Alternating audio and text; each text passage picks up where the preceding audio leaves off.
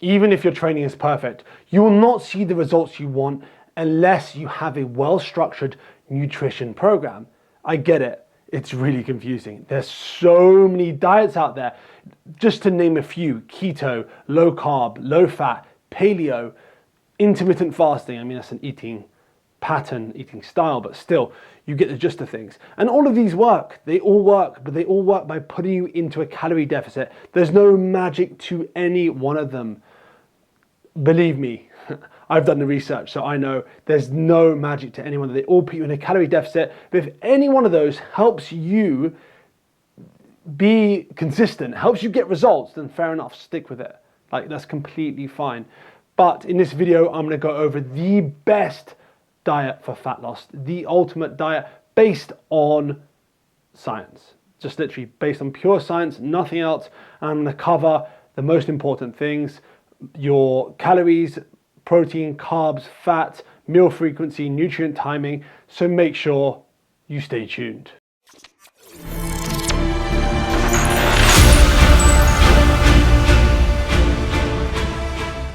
What's going on, guys? Welcome back to yet another video. So we're heading into 2022. So I thought this video would land perfectly in time for New Year's resolutions.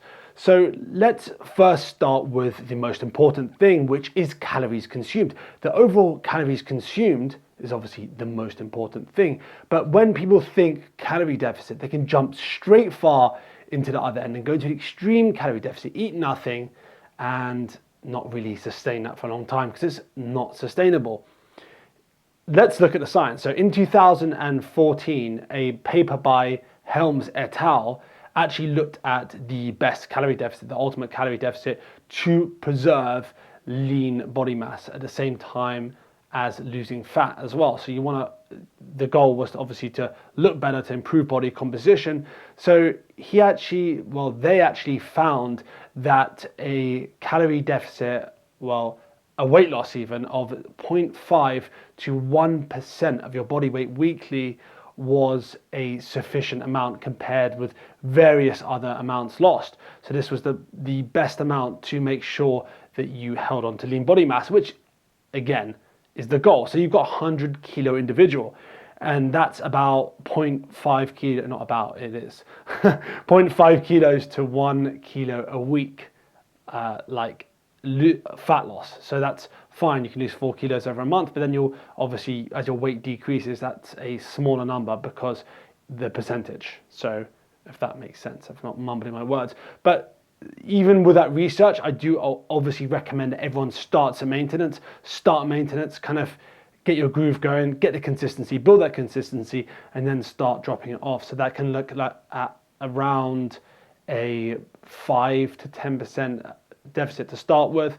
You can create a calorie deficit, which was advised by this paper, of around 500 a day. I know that doesn't account for everything, but I would say start small, and then if you're losing between 0.5% and 1% of your body weight a week, then you're doing well. So that's how you know you're doing well, and you're not digging into muscle stores. If you're losing a lot more than that, you're probably digging into muscle and water stores a lot more than you are just fat. Now let's get into protein.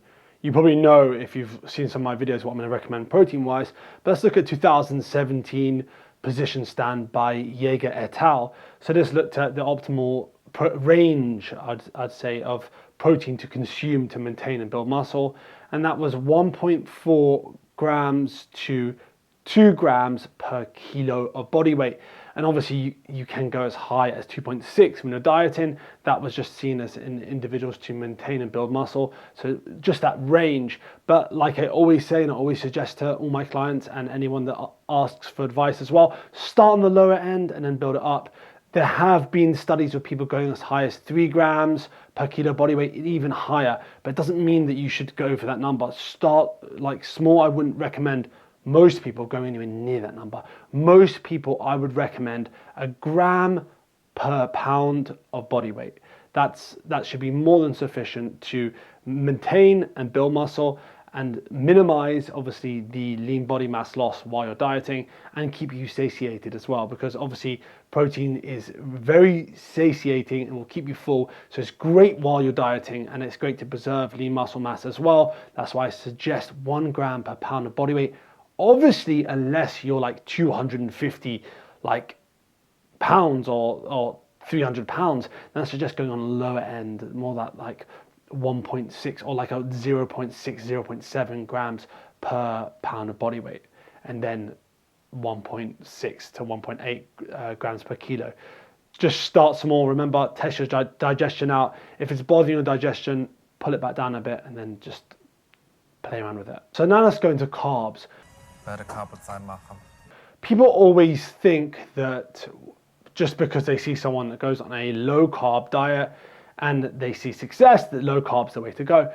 That's a story for another day, but when it comes to obviously improving performance and maintaining muscle mass, you definitely need some carbohydrates. You need enough carbohydrates, obviously, to make sure that your performance does not take a dip. If your performance takes a dip, then you're going to mess around with your results in general. You're not going to look as good. You're not going to build that muscle. You're not going to maintain that muscle. You're not going to maintain that strength or build that strength up.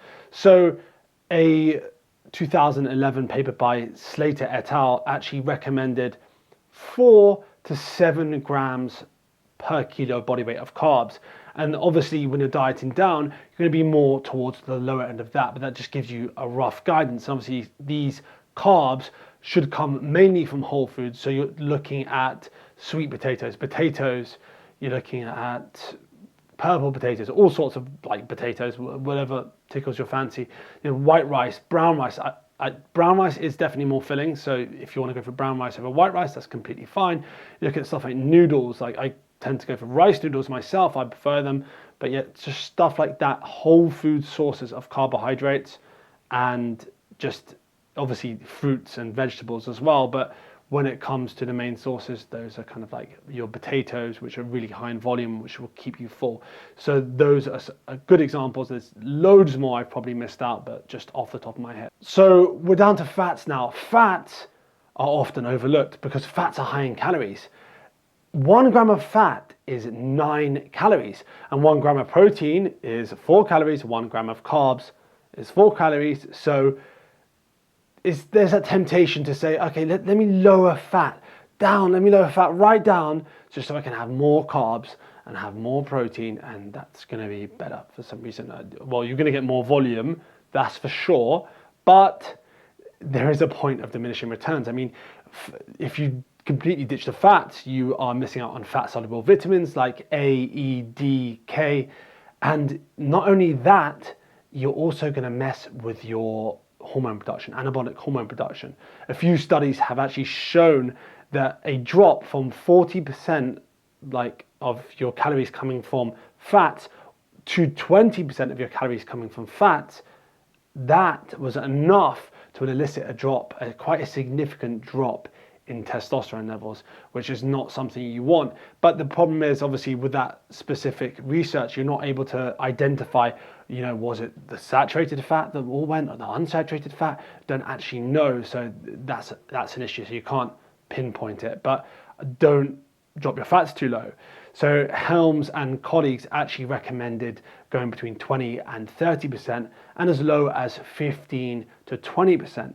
But that 15 to 20% of your calories coming from fat, that recommendation is more for like physique competitors. If you're getting on stage and you're dieting down so much that you haven't got any calories to play with, and that you don't want to take away calories from protein, don't want to take away calories from carbs, because you don't affect your performance and recovery, so then you reduce the fats. And that would probably be for a period of 3 to 4 weeks. But for the average person watching this, you don't need to do that. I actually recommend going anywhere between 25% and 35%, or as low as 20%.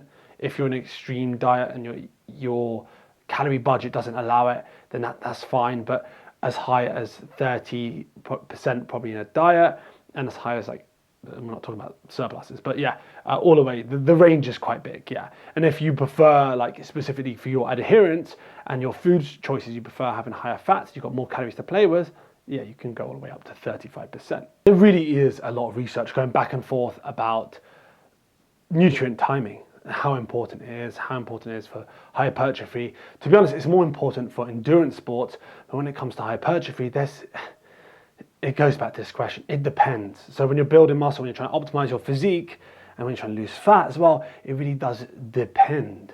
And this table summarizes it perfectly. So if you're going into a workout fasted, you're going to work out with no fuel at all, having like carbs is definitely more beneficial than if you're going to work out fed. And if you're going to work out fasted, having protein straight after is also likely a good idea as well to prevent catabolism, to prevent muscle protein breakdown, elevate even more. But a paper by Alan Aragon and Brad Schoenfeld, I think it's 2013, actually showed that the anabolic window is way larger than we thought. So if you're not in any of these categories, if you're looking, just paying attention to the table, you can see that if you've eaten before workout and you like within 3 hours before workout, you don't need to worry about a protein shake before or straight afterwards. And if you are not training or fasted, obviously you don't have to worry about like carbs straight after the workout. And if you're not going over that 2 hours mark, there's, you can see by the table exactly what I mean. But generally speaking, you're not going to get too much out of nutrient timing. But does that mean that I'm saying don't take a protein shake after you work? No. I'm saying do take a protein shake, still take a protein shake, but you don't have to rush to take that protein shake. And it's not like super important if you're having enough meals around it and you don't want to have that protein shake because you find that you're getting more than enough protein out of your diet, then that's completely fine. But if you're looking to increase your protein intake, getting a protein feeding, having that protein shake after your workout is a great time to have it because it's nice and spaced out away. And we're going to get into meal frequency now. People will tell you all sorts. People tell you have to eat 5 to 6, you have to eat 8 times a day to increase muscle protein synthesis, to make sure you're maximizing muscle protein synthesis, and so on. And you know what? Like, to be honest, there's not much research backing this up. There's honestly not that much at all. So you're not going to benefit hugely out of eating 8 meals a day or 6 meals a day.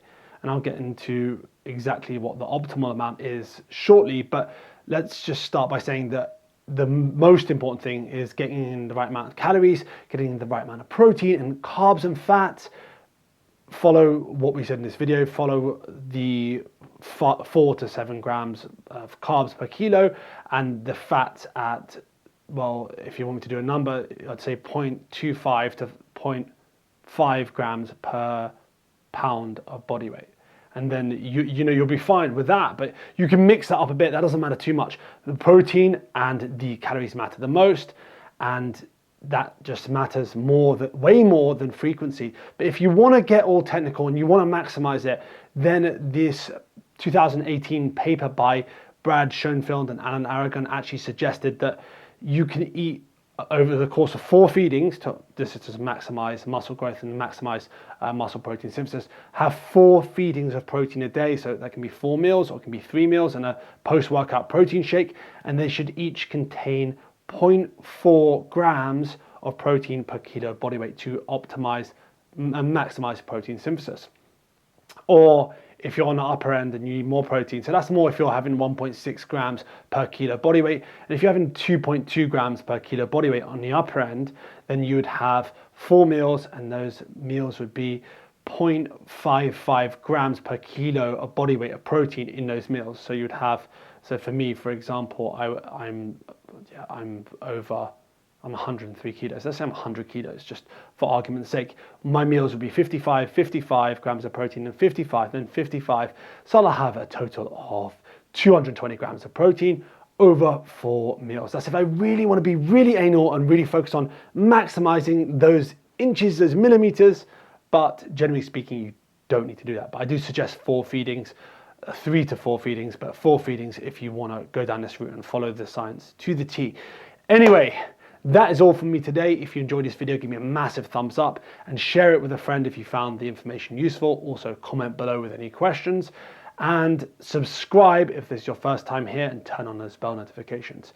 If there's a video you want to see in the future, comment below. Until the next video, keep pushing those limits.